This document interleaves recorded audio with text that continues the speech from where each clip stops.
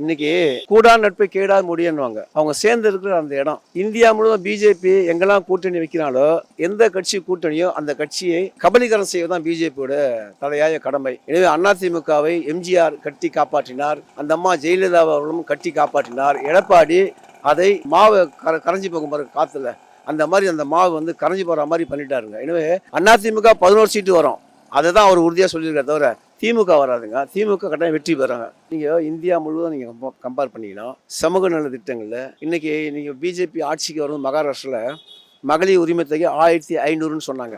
ஆனால் இன்னைக்கு 500 ரூபாய் கொடுக்குறாங்க. ஆட்சிக்கு வந்த பிறகு 500 ரூபாய் கொடுக்குறாங்க. ஆனால் திமுக சொல்ல காப்பாற்றுறாங்க. தேர்தல் கால வாக்குறுதிகளை மெல்ல மெல்ல நிறைவேற்றுற அரசா இந்த அரசு இருக்குது. குறைபாடுகள் இருக்குது. இப்போ மின்சார கட்டணத்தை சொல்லுவாங்க, ஆனால் மின்சார கட்டணத்தில் உதவி அந்த இதில் கையெழுத்து போட்டவரே வேலுமணி தான்.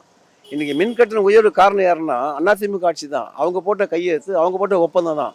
அதை இன்னைக்கு இவங்க அமல்படுத்துறாங்க. அந்த மாதிரி குறைகள் இருக்கலாம். மற்றபடி மக்களுக்கான சமூக நல திட்டங்களை, மக்களுக்கான அடிப்படை தேவைகளை மெல்ல மெல்ல நிவர்த்தி செய்கிற பூர்த்தி செய்கிற அரசா இருக்கிறதுனால இந்த ஆட்சி மீண்டும் வருது.